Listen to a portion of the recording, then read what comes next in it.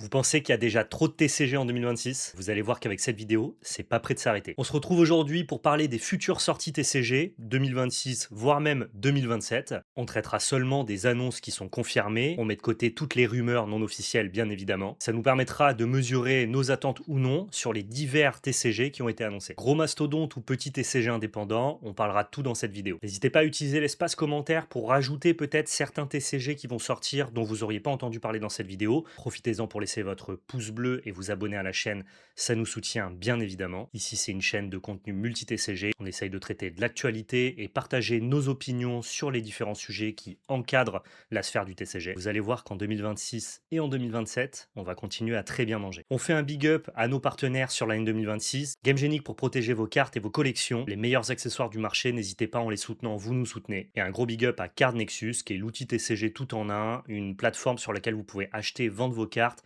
lister votre collection, suivre l'évolution des prix, scanner vos collections directement avec l'application sur votre téléphone. Donc n'hésitez pas à aller y faire un tour, vous avez le lien en description avec le code VALPL05, vous avez 5 euros offerts dès que vous passez un achat de 15 euros ou plus sur la marketplace. 15 euros ou plus dans le TCG, ça arrive très vite. Rejoignez-nous aussi sur nos différents réseaux sociaux, le lien de nos Instagram sont dans la description. C'est le meilleur moyen pour suivre nos actualités, voire même parfois un petit peu de contenu lié à la collection. Et on rappelle également que vous avez le code VALPL 2026 sur notre site labelcard.fr pour acheter vos TCG préférés. Allez, je vous laisse avec la suite de la vidéo. Bon visionnage. Vous l'avez compris, ce matin, je voulais un petit peu aborder et discuter avec vous justement, avoir vos retours, vos a priori, vos attentes, peut-être même votre surprise à la découverte de certains TCG qui ont été annoncés. L'idée, c'était de récapituler toutes les nouvelles sorties TCG qui ont été annoncées donc à venir et qui risquent de sortir courant 2026 ou alors en 2027. Je vais essayer de vous donner quelques brèves informations sur ces jeux-là. Sur certains, j'ai plus d'infos que sur d'autres. Pour certains, j'ai même pu tester du gameplay. Alors que pour d'autres, vraiment, j'ai découvert la sortie de ce TCG-là en préparant ma petite chronique du matin. Donc voilà, l'idée, c'est pas de rentrer dans les détails de chaque TCG, mais plutôt vous faire une liste de tout ce qui va arriver et qu'on en discute ensemble pour savoir un petit peu si vous avez des attentes, si moi j'ai des attentes sur ces jeux-là. Et ça permet aux gens qui veulent se tenir au courant de l'actualité du TCG de savoir un petit peu tout ce qui va arriver. Je vous les ai pris dans l'ordre plus ou moins chronologique. Il y a des TCG dont on n'a pas encore de date de sortie officielle. Donc voilà, on ne voulait pas si forcément l'ordre n'est pas tout à fait accurate. Dans l'idée, on va essayer de respecter un ordre chronologique. À la fin de la petite liste que j'ai préparée, bah, évidemment, je vous permettrai de rajouter, vous, des informations, des TCG complémentaires si j'en ai oublié. Il y a évidemment énormément de TCG qui sortent et qui sont annoncés en sortie. Parfois des TCG qui sont annoncés que pour le marché asiatique, parfois des TCG qui sont annoncés que pour le marché américain. Il y en a d'ailleurs beaucoup de TCG indépendants qui sortent aux États-Unis, donc on ne peut pas traiter de tout. Là, je vais traiter de TCG qui ont vocation à arriver en France. Voilà, c'est quand même plus intéressant, plus important. Alors, premier TCG, et pour le coup, celui-là, je l'ai découvert. Il y a beaucoup de gens qui nous en ont parlé quand on a parlé notamment de Hellbreak dans le dernier podcast multi-TCG comme étant un des TCG à venir. Il y a beaucoup de gens dans les commentaires qui nous ont dit mais vous savez pas, il y a aussi le TCG Dreamland qui a été annoncé. Et effectivement, donc là je vous montre rapidement un petit visuel pour chacun des TCG pour que vous puissiez voir un petit peu le mood, l'ambiance.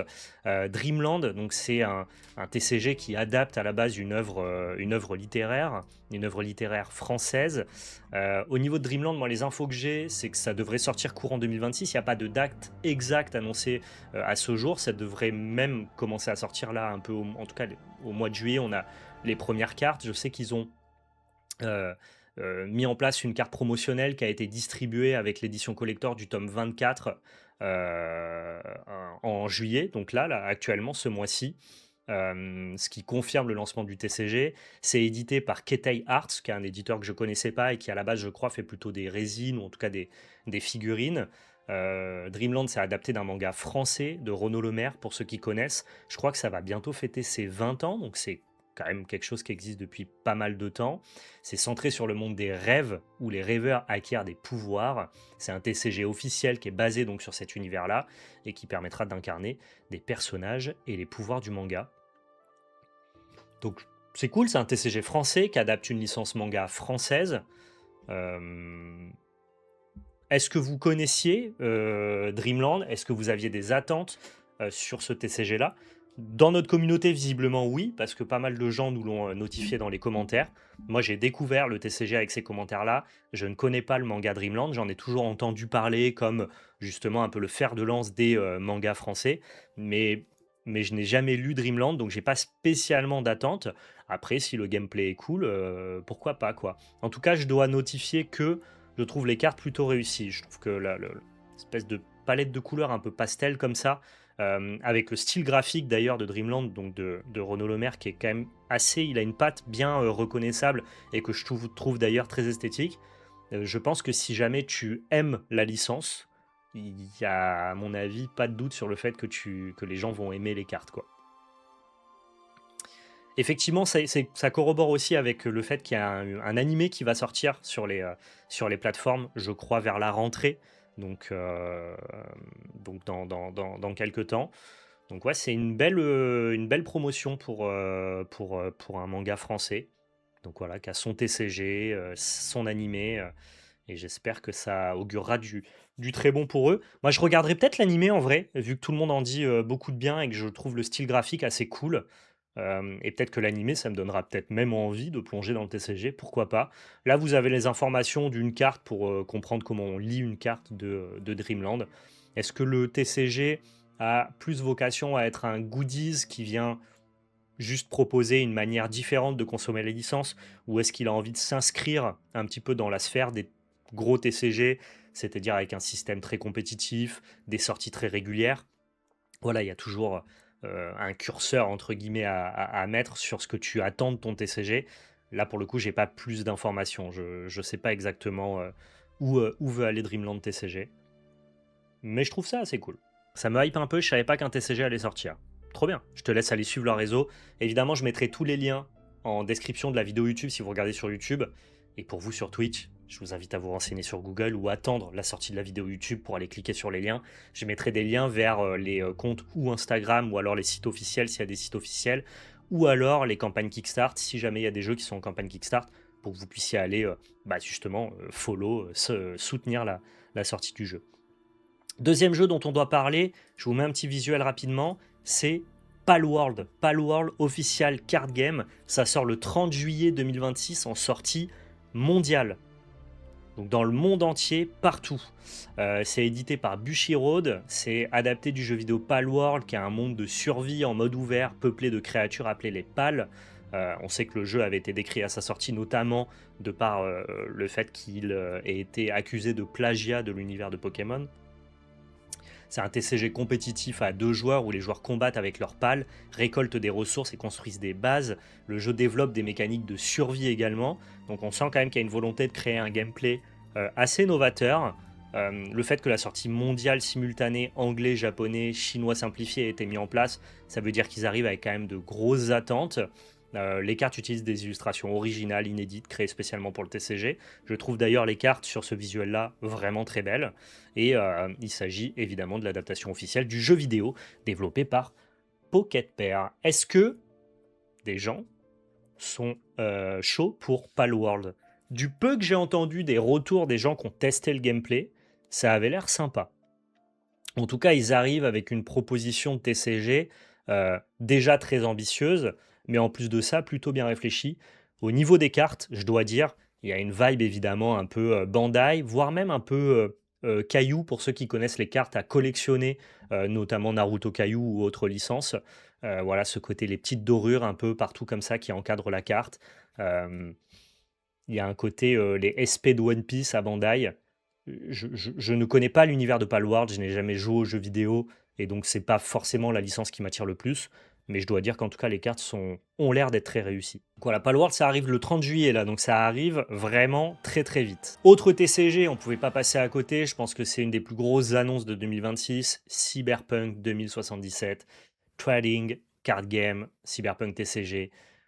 Sorti donc en 2026, on sait que le premier set, Welcome to the Night City, sera livré aux backers à partir de septembre 2026, mais la sortie globale dans les boutiques, ça sera le 30 octobre, donc pour Halloween en fait.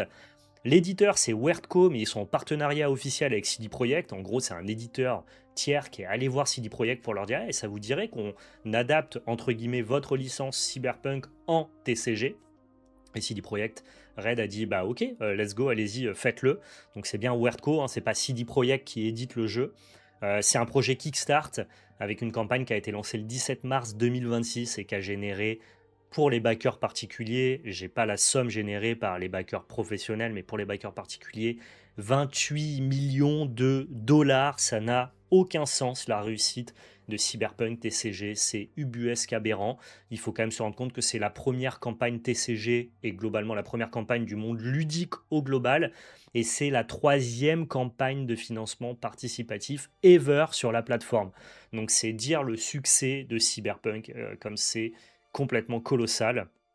Donc ça adapte Cyberpunk 2077 et l'animé Cyberpunk Edge Runner dans la mégalopole futuriste de Night City. C'est un TCG compétitif où les joueurs composent une équipe d'Edge Runner pour devenir une légende de Night City. Donc adaptation officielle de la licence Cyberpunk de CD Projekt. Illustration originale créée spécialement pour le TCG, on n'en attendait pas moins évidemment. Et le premier set s'intitule, comme je vous l'ai dit, Welcome to the Night City. Le set 2 introduit les personnages de Cyberpunk Edge Runner. C'est Altart qui avait le record pour un TCG, mais là ils ont explosé tous les records du monde ludique au global, hors TCG, et ils ont le 3e record de la plateforme tout court. Donc ils ont fait même beaucoup plus que les 6 millions qu'avait généré Altart à la base.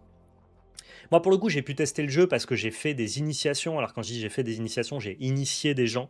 J'avais été initié, moi, rapidement par les joueurs du dimanche quand on avait été au Fige à Cannes. Et ensuite, le dimanche, on avait aidé les joueurs du dimanche à initier des gens. euh, En tout cas, à faire découvrir le jeu à des gens.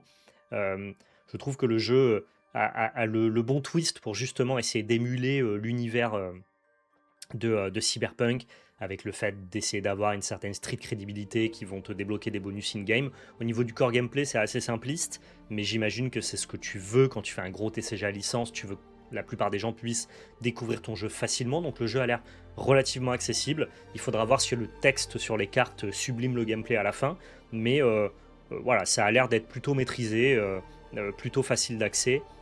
Donc ceux qui sont fans de l'univers Cyberpunk devraient rentrer dedans assez facilement. Moi, j'ai pas regardé Edge Runner, mais j'ai joué au jeu Cyberpunk que j'avais d'ailleurs beaucoup aimé. Je suis pas hyper chaud parce que il y a tellement de TCG à licence que il faut que la licence me parle particulièrement. Et Cyberpunk n'est pas la licence qui me parle le plus. Mais si le jeu est bon, pourquoi pas y jouer de temps à autre, quoi. Je suis pas réfractaire. C'est pas, euh, c'est pas la sortie qui drive le plus mon intérêt, mais en tout cas, on ne peut pas omettre que le jeu a, avant même d'être sorti, un succès fou, quoi. Je crois que le multi-TCG commence à m'avoir et le côté trop plein, j'arrive plus du tout à me hyper. C'est vrai que ça fait beaucoup de sorties. C'est vrai qu'il va falloir évidemment acter qu'on peut pas jouer à tout. Je pense que l'idée, c'est pas tellement de jouer à tout, mais plutôt de se tenir au courant de tout ce qui sort. Un peu encore une fois comme des fans de jeux vidéo, des gamers. Tu es un peu au courant de quelles sont toutes les sorties, tu te renseignes, tu aimes bien avoir un retour critique sur chacun des jeux, mais par contre, toi, tu vas passer ton achat, ou en tout cas, tu vas passer le cap de jouer à une sélection restreinte de jeux. Il faut voir le TCG maintenant comme le monde du jeu vidéo. Tu peux pas jouer à tout, mais je trouve que c'est toujours intéressant de te renseigner sur tout ce qui sort. Du coup, ça me fait comme un JV, j'y investis 50-150 heures et après je vais voir ailleurs.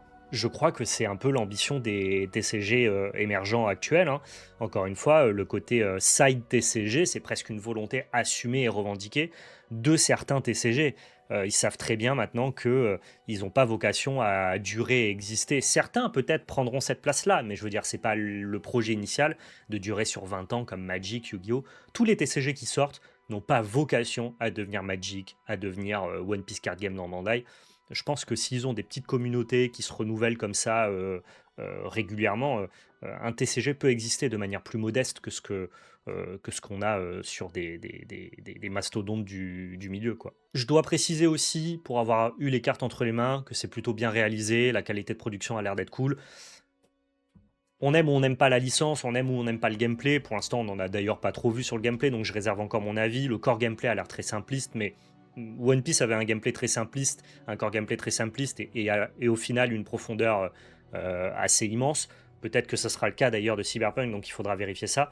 Par contre, ce qu'on peut pas nier, c'est que la qualité de production des cartes, voilà, on se fout pas de votre gueule, les artworks sont stylés, c'est des illustrateurs, La qualité de production des cartes a l'air cool. Il y a une envie aussi comment dire, de s'imposer dans le game de la collection, un peu au même titre j'imagine que Palworld, avec de beaux effets sur les cartes. Donc ça, pour le coup, pour ceux qui sont clients, vous en aurez, j'imagine, pour votre argent. Allez, autre TCG, on en a parlé dans le dernier podcast multi-TCG, et celui-là, pour le coup, on ne l'attendait pas, il a été révélé il y a quelques jours. Certains créateurs de contenu ont pu aller le tester en avant-première. On avait été invité avec PL, mais malheureusement, nous étions pas disponibles pour aller le tester. Par contre, nos amis, les joueurs du dimanche qui eux ont pu le tester, nous ont fait un débrief en long, en large, en travers. Certaines choses qu'on peut d'ailleurs ne pas vous dire pour l'instant. Vous aurez plus d'informations sur Hellbreak au fur et à mesure. On sait que le jeu est prévu pour l'automne 2026, sorti normalement pour Halloween, ce qui serait plutôt bien senti. Le premier set s'appelle Dawn of Terror. L'éditeur, c'est Spin Master, en partenariat avec Universal Product et Experience, donc toutes les licences d'Universal Studios. L'univers, évidemment, il est basé sur les films d'horreur, donc c'est un TCG d'horreur réunissant des monstres iconiques du cinéma, Dracula, Jaws, Frankenstein, issus de licences officielles. C'est un TCG compétitif où chaque joueur incarne un monstre légendaire du cinéma et l'affronte dans des duels stratégiques. C'est conçu par Ghost Galaxy, qui est le studio derrière Keyforge, qui, en tout cas pour les aficionados de ce jeu, est un bon jeu. Donc voilà, on peut leur faire confiance sur le fait que les mécaniques de jeu soient sympas. Ça utilise des licences officielles de grands studios, mais aussi de plus petits studios comme EMC, Blumhouse ou Lionsgate, qui sont annoncés comme partenaires. Donc on va avoir aussi des licences horrifiques qui sortent de l'univers d'Universal. Je sais, de ce que j'ai vu du gameplay, que ça ressemble pas mal à Altered ou surtout à Star Wars Unlimited, dans le sens où c'est un gameplay en tour partagé avec une mécanique d'initiative, un espèce de board splitté sur deux côtés du terrain, et donc du coup un peu la profondeur stratégique qu'on va avoir sur un Star Wars Unlimited, avec pas mal de sous-règles et de sous-mécaniques qui se rajoutent pour complexifier et densifier un peu le gameplay. Même si moi je trouve que justement le gameplay de Star Wars Unlimited n'avait pas tellement besoin d'être densifié, il était justement simple, accessible et stimulant. Donc à voir si Hellbreak a pas mis trop justement de choses sur son gameplay et du coup qui l'empêcherait d'être particulièrement accessible pour un nouveau public. Faut pas non plus que la profondeur de ton gameplay pour les joueurs de TCG crée des paralysies d'analyse pour les nouveaux joueurs. De ce que j'ai vu de l'ensemble des règles du jeu, j'ai peut-être un peu peur de ça. Mais par contre, non, le jeu a l'air stimulant. Je pense que si tu es un joueur de TCG, tu risques de bien t'amuser avec ce jeu-là.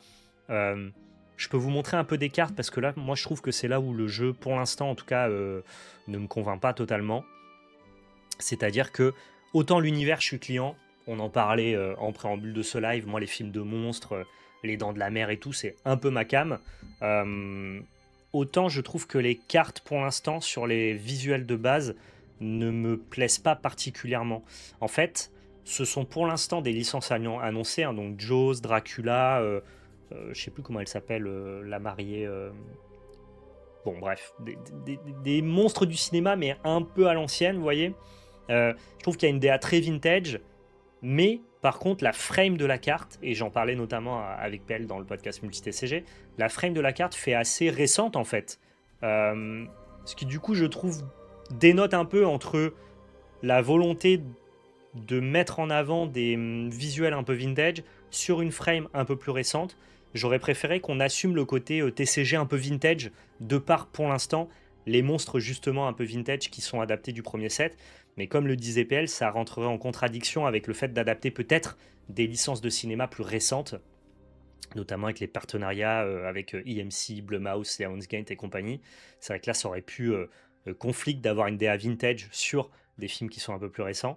Mais voilà, pour l'instant, voilà, les cartes me plaisent pas particulièrement. Alors que la propale, l'univers de base, lui, m'attrape un peu, quoi. Je trouve que pour le coup, dans la proposition d'ensemble, ça me semble être tellement le truc le moins attendu et donc du coup le plus surprenant. Il y a un côté, putain, j'attendais pas Hellbreak, et en même temps, maintenant que c'est là, ben, ok, pourquoi pas. Ok, on a les différents types de traitements, on a donc les cartes frame, les cartes frameless, donc du coup sans bordure, ça c'est plutôt classique, et les frameless foil, avec une version alternative de l'illustration. Je pense qu'à mon avis, il y aura d'autres traitements et que pour l'instant, ils sont restés secrets. En gros, ils nous ont montré seulement les traitements de base. Au niveau des raretés, on a commune, peu commune, rare, légendaire, infamous et spécial. Alternate version of card showcasing new art. Et donc ça, visiblement, avec le petit S qui est ici, on voit que c'est une spéciale. Ça me décevrait que ça soit seulement du borderless réillustré, la plus haute rareté du TCG. J'aimerais bien qu'ils proposent autre chose pour les prochains sets. Je pense que ça, donc juste une version art étendu foil, ça ne suffira pas à créer un vrai engouement de collection, d'après moi. Il en faut plus. Il en faut plus. C'est déjà très joli, en vrai celle-là est très belle. Le fait que justement la frame s'efface, ça rend la carte un peu moins en contradiction avec une frame plus récente.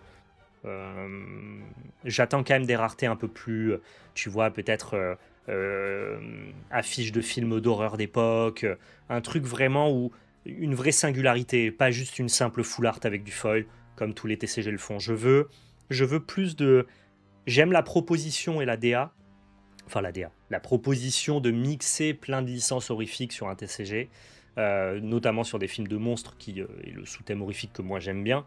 Mais par contre, je veux plus de parti pris, de singularité sur les grosses cartes de rareté. Je veux un truc qui sort du lot et pas seulement une carte folle. Allez, autre TCG dont on a déjà parlé sur la chaîne, notamment dans les podcasts multi-TCG et dont on vous parlera quand la sortie approchera. Donc, ERA TCG, le TCG sur le monde du football, avec une sortie prévue à la base fin 2026. Mais je suis dans la confidence et je peux vous dire que finalement, ça sera plutôt premier trimestre 2027. Je ne peux pas vous donner de date exacte et on sait que Asmodée et ERA TCG communiqueront sur une date plus précise ultérieurement. Mais voilà, il faut plutôt s'attendre à une sortie en 2027. L'éditeur, donc c'est WOF World of Football.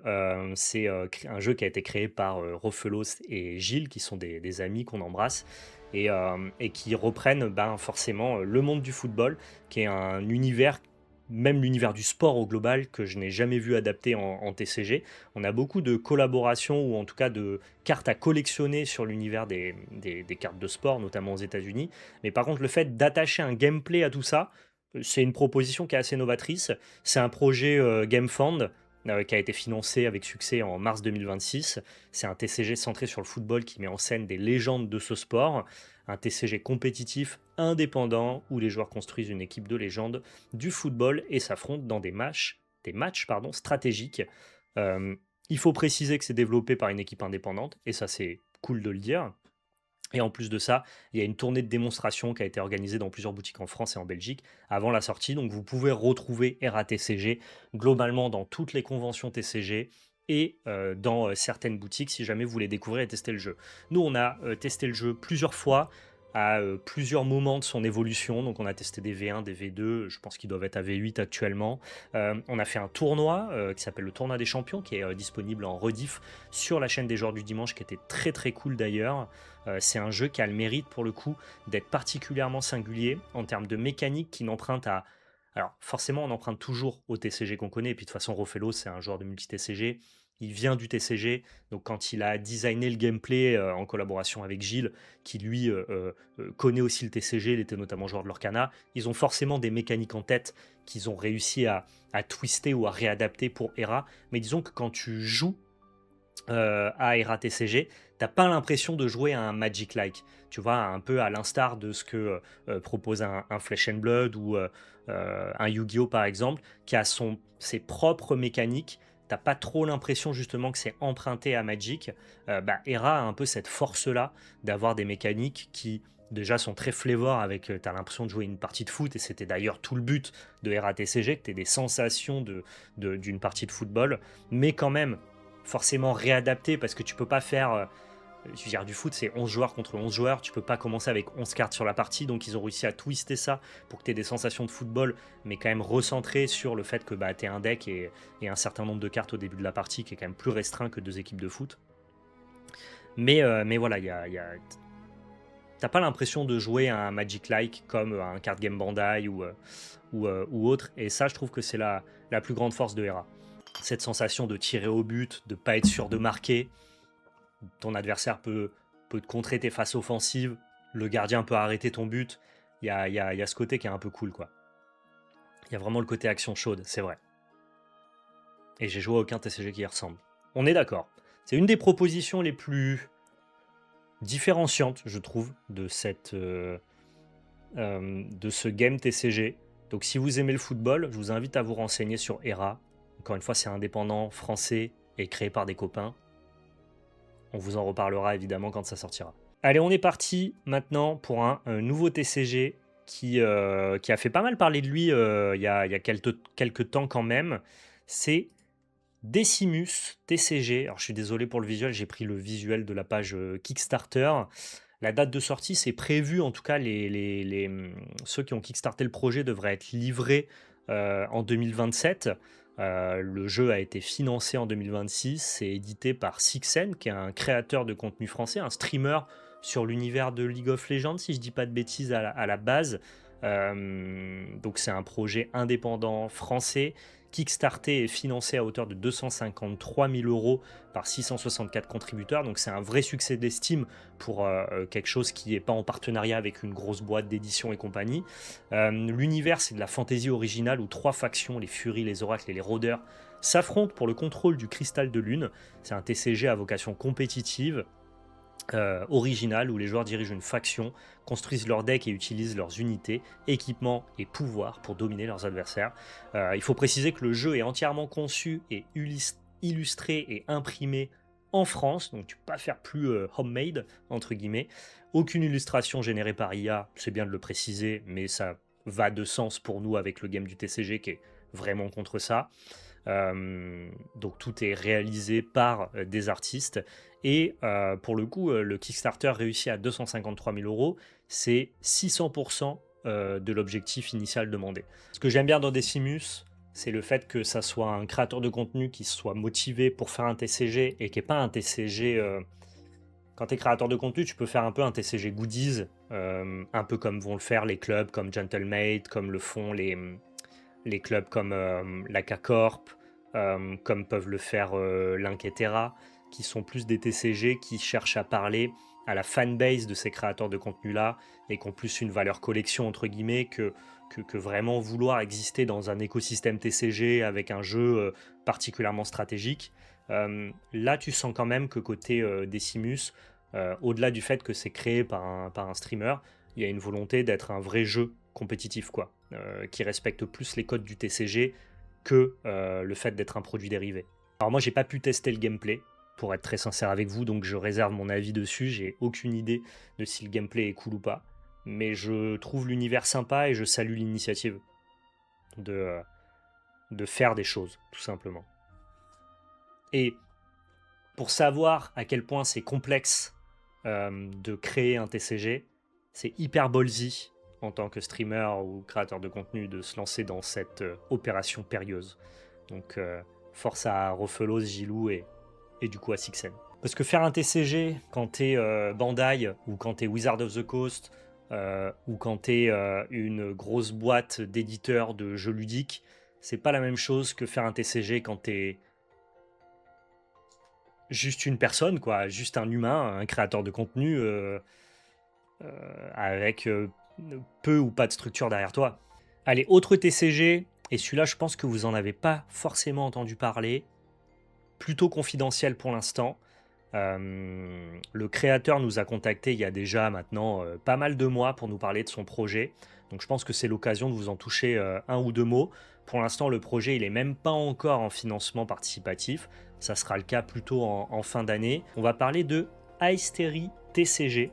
Donc c'est un jeu qui sera financé évidemment avec une campagne de financement en fin d'année. C'est un studio indépendant, un univers original de fantasy centré sur la maîtrise de l'éther, Je ne sais pas. C'est un TCG stratégique où les joueurs construisent leur deck autour d'un héros en totale liberté, avec des mécaniques uniques de pitching et de mining. Alors, il faut noter que c'est un jeu original sans licence, qui a une forte orientation compétitive. En tout cas, pour avoir parlé avec le créateur du jeu, c'est un gars qui vient de Magic, qui vient de Flesh and Blood, qui a très très envie justement de mettre l'accent sur le gameplay. Donc forte orientation compétitive avec une volonté de créer un circuit de tournoi, soit de proposer un TCG accessible financièrement, tout en offrant une expérience premium aux collectionneurs, avec des cartes sérialisées, des variantes holographiques, etc. Pourquoi je dis que c'est important que le créateur vienne de Magic et de Flesh and Blood? Ça veut dire qu'il vient de jeux où les mécaniques, et en tout cas le game design et le gameplay, est particulièrement poussé, et, et te donne envie justement de créer des choses pas exigeantes, mais tu sens que c'est un TCG développé pour des joueurs de TCG, de ce que moi j'en comprends un petit peu. Les mécaniques de pitching et de mining, ça peut justement, notamment du côté du pitching, aller un petit peu chercher du côté de Flesh and Blood, et je trouve ça cool que ça y ait des jeux qui peuvent prendre, même si c'est quasiment rien, mais une micro-filiation de ce TCG que je trouve moi si brillant. Dans la proposition d'Astery, c'est pas tellement l'univers ni la licence, parce que c'est un TCG sans licence qui me parle, mais plutôt la proposition de gameplay assez bien dosée, assez savoureuse, que je vous invite à aller voir sur le site. Normalement, il y a déjà l'entièreté des règles que vous pouvez aller checker sur le site, qui a l'air assez... le jeu a l'air assez stimulant. Je pense que c'est surtout ça sa plus grosse force. Et je dois préciser un truc, c'est que j'adore le logo. Je trouve que le logo d'Astery est très réussi au global. Pareil à Astery, on vous en reparlera, notamment quand il y aura la campagne de financement qui sera lancée. Mais au moins là, vous avez une première introduction avec le sujet. Autre proposition, et celle-là on en a déjà parlé, et celle-là vous l'attendez, on l'attend tous, c'est Naruto Card Game. Prévu pour 2027, sortie mondiale simultanée, donc de grosses ambitions, comme Palworld. L'éditeur, c'est évidemment Bandai Card Game. Adaptation officielle du manga et de l'anime Naruto centré sur les ninjas du monde créé par Masashi Kishimoto. TCG stratégique officiel permettant de revivre les affrontements emblématiques de l'univers de Naruto. Sortie mondiale simultanée prévue pour 2027, ça c'est quand même... Le fait que ça sorte à la fois au Japon et en Europe et aux États-Unis au même moment, c'est-à-dire qu'il n'y aura pas de décalage de sortie, ça c'est quand même grandiose, et ça veut dire qu'ils sont direct très confiants dans la réussite du jeu et qu'il va être hyper soutenu. C'est évidemment le même éditeur que One Piece Card Game, Dragon Ball Super Card Game, Dragon Ball Fusion World, Digimon Card Game, euh, Gundam Card Game, donc que des jeux qui ont un vrai succès et qui ont tous des gameplays aux petits oignons.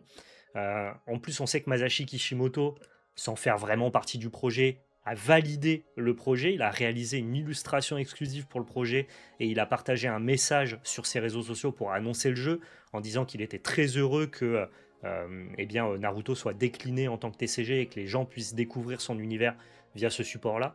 Donc voilà, Kishimoto est un peu dans la boucle quand même. Peut-être qu'il fera même quelques cartes exclusives, des cartes signées, on peut imaginer tout ça. Et il y a des démonstrations publics, physiques, qui ont été annoncés pour la GenCon 2026. Donc pour l'instant, on n'a pas de carte, on n'a pas de visuel, on ne sait pas du tout à quoi ressemble le jeu, ni à quoi peut ressembler son gameplay, même si on a théorisé tout ça, on a essayé d'imaginer le gameplay, parce qu'on connaît un peu les jeux Bandai dans le dernier podcast multi-TCG. Globalement, on en saura plus à la GenCon. C'est un jeu qui est très différent de Naruto Mythos, oui, parce que c'est un card game Bandai qui va reprendre quand même globalement la recette un peu d'ensemble des card game Bandai, là où Naruto Mythos a un gameplay très singulier, différenciant, que tu ne retrouveras pas dans les card game Bandai. Il y a assez d'entreprises pour l'impression, il y a un marché là-dessus, mais c'est ce qu'on se tue à dire, nous, avec PL. T'as l'impression que absolument tout le monde veut faire fortune en lançant son TCG, alors que le vrai business, le vrai filon, c'est de lancer des entreprises d'impression. C'est comme les chercheurs d'or, hein. Il y a plus de gens qui ont fait fortune en vendant des pelles qu'en trouvant de l'or. Je sais pas à quel point il y a des entreprises d'impression qui sortent de terre en ce moment, mais effectivement avec tous les TCG actuels, avec le problème d'impression que des entreprises comme Bandai ou Pokémon Company ont, voire Wizard of the Coast, tu sens que des créneaux d'impression supplémentaires, ça ferait pas de mal. Quand tu dis Europe, on va être les seuls, encore une fois, à avoir une traduction FR, comme pour One Piece ou en anglais. Pour l'instant, c'est pas annoncé. Quand ils disent sortie simultanée, c'est juste que le jeu sera disponible partout dans le monde au même moment. Mais par contre, le fait qu'il y ait une trad française, c'est peut-être le cas, mais ça n'a pas été annoncé. Moi, je m'attends plutôt à une sortie anglaise pour commencer, avec peut-être, encore une fois, si le jeu marche énormément en Europe et notamment en France, peut-être une traduction française à l'instar de One Piece. Mais ça, pour le coup, c'est pas prévu pour l'instant. Maintenant, pour finir un peu la discussion, c'est un sujet qui revient souvent dans le podcast Multi-TCG, mais il y a peut-être des gens qui regarderont cette vidéo et qui la découvriront alors qu'ils ne regardent pas le podcast Multi-TCG. Je vous invite d'ailleurs à aller nous écouter, hein, c'est 2 fois par semaine, c'est un bimensuel, on traite de l'actualité de tous les TCG et de nos aventures parmi ces TCG-là. Et souvent on essaye d'imaginer quelles sont les licences qui pourraient avoir leur TCG. Et là je pense que c'est peut-être le sujet préféré du chat, donc allez-y, vous pouvez vous en donner à cœur joie. D'après vous, quels sont les TCG qui méritent, quelles sont les licences pardon, qui méritent leur TCG actuellement en 2026-2027 pardon, et qui n'en ont pas encore. Moi j'en ai noté 4 qui me paraissent assez obvious et qui finiront probablement par arriver et qui je pense créeraient une grosse effervescence. On a Nintendo, j'en parle souvent, mais le côté Smash Bros en TCG avec tous les personnages de Nintendo qui se tapent sur un champ de bataille avec une énorme collectabilité parce que évidemment que les gens vont collectionner les cartes Zelda, évidemment qu'il y a des mecs qui vont collectionner les cartes Mario, tu peux faire des cartes pixel, tu peux faire des cartes rétro gaming, c'est évident que le TCG Nintendo ça serait un banger absolu. Mais voilà, Nintendo c'est toujours très compliqué pour adapter les droits, donc il faudrait que ça vienne de eux. Est-ce qu'ils ont envie de mettre ça en place? Je sais pas. Mais Nintendo, je pense que ce serait le plus gros succès banger de ce qui n'existe pas encore. Il y a beaucoup de gens qui attendent un TCG From Software et je m'inscris dedans donc sur l'univers d'Elden Ring, les Dark Souls et compagnie. Je pense que ça pourrait être incroyable d'avoir un espèce de TCG comme ça sur de la dark fantasy avec des personnages iconiques de ces univers-là. Avec un gameplay peut-être un peu proche de Magic ou même de Flesh and Blood plutôt. Il faut que tu aies une sensation de gameplay, il faut que tu aies une sensation de à la fois devoir imaginer un gameplay où vous devez créer un setup, réunir des conditions pour ensuite affronter un boss. Tu vois, il faut que tu sentes ce truc de ok, j'ai ma petite partie aventure où je vais farmer, me préparer, tuer un bestiaire, et ensuite je dois avoir cette sensation un petit peu à la Flesh and Blood de porter des coups contre un boss. Ouais, j'ai envie de ça, j'imagine un truc comme ça pour From Software. Une licence qui mérite son TCG, je pense que le DC Universe s'y prêterait plutôt pas mal. Typiquement, collectionner des cartes Batman, je vois très bien comment ça peut hyper des gens. Donc pourquoi pas. Un TCG sur l'univers de Magic the Gathering, oui, on aimerait aussi Babouk, on aimerait, ça serait pas mal aussi, je suis d'accord. Et enfin, c'est un TCG que j'aurais pas notifié en y pensant tout seul, mais quand j'ai vu les attentes qu'avait suscité l'annonce de Bandai sur son prochain TCG, on ne savait pas encore que c'était Naruto, on savait juste que Bandai allait annoncer sa nouvelle licence. Il y a beaucoup de gens qui parlaient de Bleach, parce que ça fait l'actualité, parce que ça fait partie du Big Free, que c'est un TCG assez ancien, qui a du coup une grosse fanbase, et j'avoue que je vois bien Bandai, dans 1 ou 2 ans, lancer son TCG sur l'univers de Bleach. Je pense que ça pourrait marcher, franchement. Les personnages sont hyper iconiques, il y a de quoi faire de très très belles cartes, très collectibles, donc pourquoi pas. Un TCG sur l'univers de Blizzard, évidemment, ça marcherait très bien aussi. TCG Game of Thrones, ouais, mais tu vois, il y a des trucs. Game of Thrones, c'est pas une licence, c'est un. Enfin, si, c'est une licence, mais comment exprimer? From Software, il y a plusieurs jeux, il y a plusieurs univers qui sont attachés. Tu vois, tu pourras avoir des cartes Bloodborne et des cartes Dark Souls, pas le même univers. Et donc, du coup, ça te permet pour ton TCG de décliner sur plusieurs sets. Game of Thrones, il faudrait l'univers de J.R.R. Martins, je sais pas exactement comment ça se prononce, avec peut-être d'autres œuvres que Game of Thrones pour vraiment faire un TCG qui a vocation à exister au long terme. Je trouve que Game of Thrones, ça se prête plus à une collaboration Magic en Universe Beyond, par exemple. Plus qu'un TCG à part entière, mais je me trompe peut-être. TCG Harry Potter, je pense que ça marcherait très fort, et c'est pas impossible que ça cook ça tranquillou avec une sortie annoncée en même temps que la série HBO. Donc j'avoue que ça je m'y attends, pour le coup. Lego, je vois pas trop comment tu fais un TCG, hein. Mais peut-être je me trompe, je suis peut-être pas assez open là-dessus. Le TCG Nintendo, tu le vois comme un Smash Brawl revisité? Un Smash Bros, tu veux dire. Revisité ou comme un nouveau genre? Bah, enfin, quand je dis Smash Bros, c'est juste le fait de voir sur des cartes tous les personnages de l'univers Nintendo. Donc, quand je dis Smash Bros, c'est pas du coup pour faire écho au gameplay. Je- J'imagine que ça sera un gameplay un peu classique quand tu as une grosse licence comme ça qui mixe plein de personnages qui viennent d'horizons totalement différents. Tu peux pas mettre vraiment du flavor sur le fait que, je veux dire, les mécaniques appliquées au lore de Zelda peuvent pas être les mêmes mécaniques appliquées au lore de Mario, qui ne peuvent pas être les mêmes mécaniques appliquées au lore de, je sais pas, Fire Emblem par exemple. Donc il faut forcément que tu trouves un gameplay un peu standard, avec des twists plutôt dans le texte des cartes qui te rappellent plutôt le lore de Zelda quand tu vas jouer Zelda et le lore de Mario quand tu vas jouer Mario, mais à l'instar de ce que fait les cartes Game Bandai avec un gameplay plutôt bien structuré et classique, mais qui ne sera pas particulièrement flavor dans son ensemble comme peut l'être un Flesh and Blood. C'est juste quand je dis à l'instar de Smash Bros, c'est parce que tu vas avoir plein de personnages d'univers différents sur une seule et même sortie TCG. Il n'y avait pas un TCG influenceur en incubation. Je parle pas des TCG qui sont plus des produits dérivés que des vrais TCG qui ont vocation à créer du jeu, parce que sinon il y a le TCG de la Carmine Corp, il y a le TCG annoncé par Gentlemate, et pour l'instant de ce que j'ai vu c'est plus des TCG qui te permettent de collectionner des cartes, soutenir un projet, des créateurs de contenu que tu kiffes, mais je suis pas sûr que ça ait vocation à avoir un jeu organisé, à s'inscrire dans le game du TCG au global. Je les vois plus comme des produits dérivés. Je me trompe peut-être, tiens qu'à moi de tester, et si jouer avec Gotaga, Squeezie et Brawl, ça s'avère particulièrement fun et compétitif, je retournerai ma veste, mais je m'attends pas à ça. Je, je, je, je- on appelle ça TCG parce que c'est des cartes aléatoires distribuées dans des sachets fermés, mais je ne crois pas que ça s'inscrive dans le game du TCG duquel on vous parle régulièrement. Mais il faudra que je fasse une vidéo pour tester. Je pense que quand le TCG Gentlemate sera sorti, je pense que ça pourrait être intéressant, et vous me direz dans les commentaires si ça vous intéresse, que j'achète un peu de TCG Wancul, un peu de... Il faut que je les cite parce que c'est pas cool sinon. Rising Blue, comment ça s'appelle le TCG de la K-Corp? Blue Rising, voilà. Donc j'achète un peu de Blue Rising, que j'achète un peu de Gentlemate TCG, que je vois plus comme des produits dérivés, certes probablement très qualitatifs, et que du coup je me forge un avis plus concret dessus, quoi.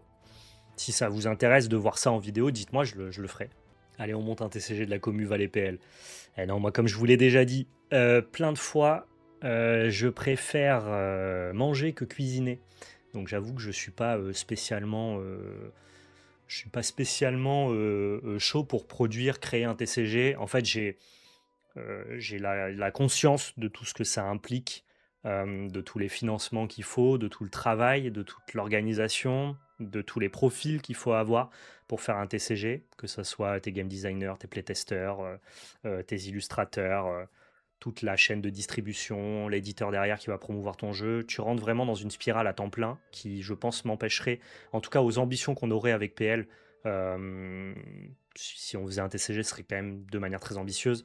Ça nous empêcherait, je pense, de créer le contenu régulé que l'on vous propose. Donc je sais qu'il y a beaucoup de gens qui attendent, qui se disent bah, un jour, PL, ils vont le faire, leur TCG.